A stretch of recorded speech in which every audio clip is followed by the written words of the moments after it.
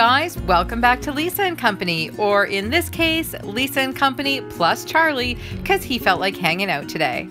Today we are co-hosting one of my favorite collaborations ever. Casey at Coffee with My Sunshine does a monthly Using Trash to Create Treasure, and we are going to give this little corner of my home an update with this challenge.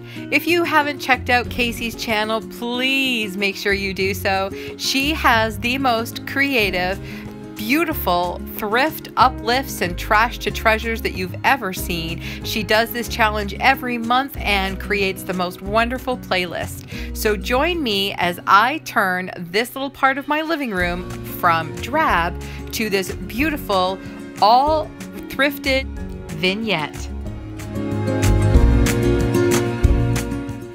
I found this really neat piece at, of course, the Habitat for Humanity ReStore. It is, I assume, the top of an old hutch, except not that old because it's in great shape. And judging by the color and the finish, I would say this is probably from the 80s or 90s. So, of course, I'm giving it a good sanding. I am wiping it all off and then covering it in my Rust-Oleum chalked in linen white. Because of the dark color, this is definitely going to need 2 coats, so let's get started on this first one and get this project started.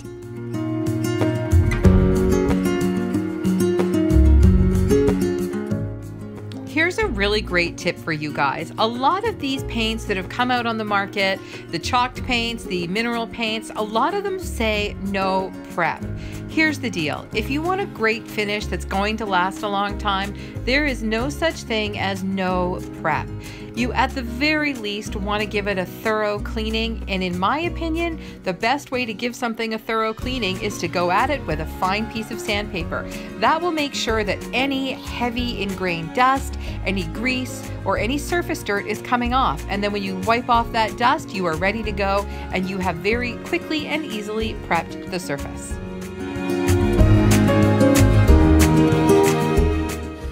If you love painting anywhere near as much as I do, here's a little visual satisfaction for you with a little slow-mo painting. I love the instant gratification from turning a piece from a dark wood finish to a beautiful white finish. After this first coat is completely dry, I'm going to go back and give it a second coat. This stuff dries really quickly, and the house is warm today, so I figure I'm going to be able to go back at this within about an hour. We are having some crazy weather here in central Ontario today. It is windy, and it is still my favorite time of the year, and when I am done with this, you bet I'm going skiing.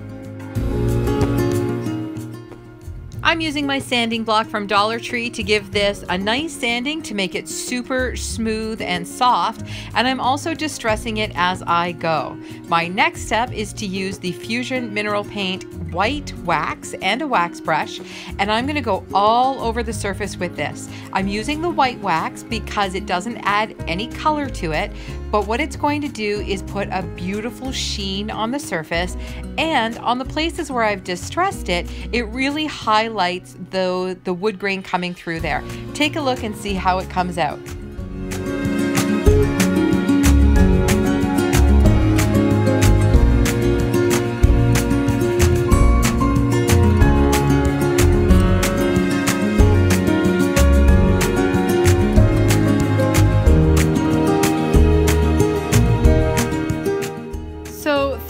A technical issue, I can't show you this whole process, but I do show you my tip for using my needle nose pliers to attach these sawtooth hangers that I pick up at Home Depot. These are a great way to hang anything that's a little bit heavier, although we do use them on signs as well. I'm going to put a couple of these on the back, and the teeny tiny smallest nails in the entire world are impossible to hold. So the best thing to do is to pop those right at the tip of your needle nose pliers, and then using your hammer, you're able to actually strike it without hitting your fingertips. Once you've actually got that started in the wood, then you can go back with your hammer and finish it off. I've got that architectural piece all installed, and now I'm going to add a few more pieces, which, believe it or not, all came from the Habitat for Humanity ReStore. Those silver plates you saw recently in a haul, I'll tag that here so you can see it again. And I love the way this came out. I've had that mirror for about 3 years and never found the right place for it, but with this piece above it, it frames it out beautifully. So I love the way this has filled up a wall that I've always had a hard time figuring out what to do with. I really hope you guys enjoyed this video today and that you'll click on the playlist below and check out all the amazing creative content that everyone has created for you. If you were stopping by from Casey's channel, please say hello, and I hope you'll consider subscribing so that you know every time we upload a video here at Lisa & Company.